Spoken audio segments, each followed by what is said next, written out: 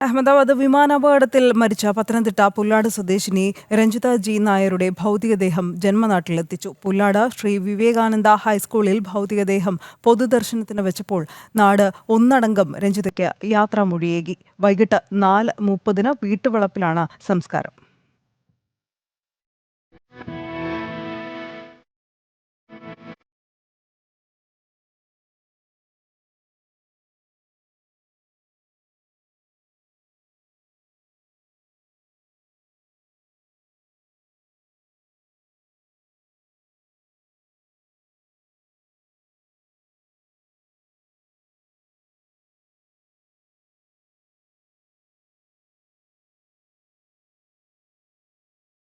രാവിലെ 7 മണിയോടെ തിരുവനന്തപുരം വിമാനത്താവളത്തിൽ രഞ്ജിതയുടെ ഭൗതികദേഹം എത്തിച്ചു. മന്ത്രിമാരായ വി ശിവൻകുട്ടിയും GR അനിലും ചേർന്ന് ഭൗതികദേഹം ഏറ്റുവാങ്ങി. 9:30യോടെ രഞ്ജിതയുടെ ചേതനയേറ്റ ശരീരം ജന്മനാട്ടിലേക്ക്. രഞ്ജിത പഠിച്ച വിദ്യാലയമായ ശ്രീ വിവേകാനന്ദ ഹൈസ്കൂളിൽ ഭൗതികദേഹം പൊതുദർശനത്തിന് വെച്ചപ്പോൾ നാടിന്റെ പ്രിയപുത്രിക്ക് കണ്ണീർ പ്രണാമമർപ്പിച്ച് വിതുമ്പലോടെ ആയിരങ്ങൾ.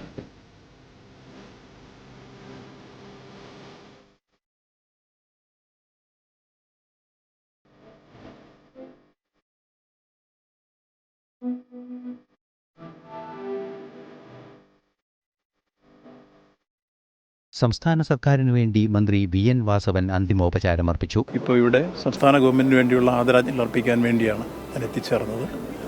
ഇവിടെയും അതിനുശേഷം വീട്ടിലും എത്തിയതിനു ശേഷമായിരിക്കും ഞങ്ങൾ മടങ്ങുക.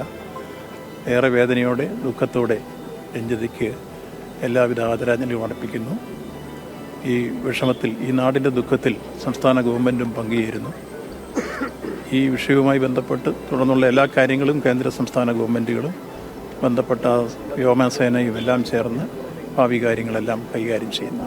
രഞ്ജിതയ്ക്ക് അന്തിമോപചാരമർപ്പിച്ച് BJP നേതാവ് കുമ്മനം രാജശേഖരൻ. ഒരു അകാലത്തിൽ സംഭവിച്ച ആ വിയോഗത്തിൻ്റെ ഒരിക്കലും ഉണങ്ങാത്ത വ്രണങ്ങൾ മനസ്സിലേൽപ്പിച്ച ആ ഒരു സംഭവത്തോട് ആ കുടുംബത്തിൻ്റെ ദുഃഖത്തിൽ പങ്കുചേരാൻ കുടുംബാംഗങ്ങളോടൊപ്പം ഒരു നാട് മുഴുവൻ ഇവിടെ എത്തിച്ചേരുന്നു എന്ന് പറയുമ്പോൾ ആ മഹതി ഈ നാട്ടിൽ എത്രമാത്രം സാമൂഹ്യ ജീവിതത്തിൽ ഇഴുകിച്ചേർന്നിരുന്നു എന്നുള്ളത് വളരെ വ്യക്തമാണ്.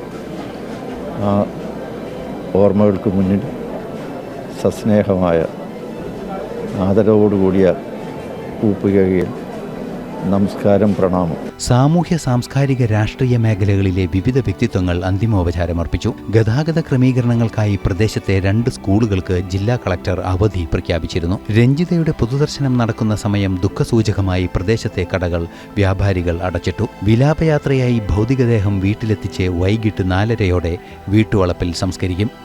ജനം, പത്തനംതിട്ട.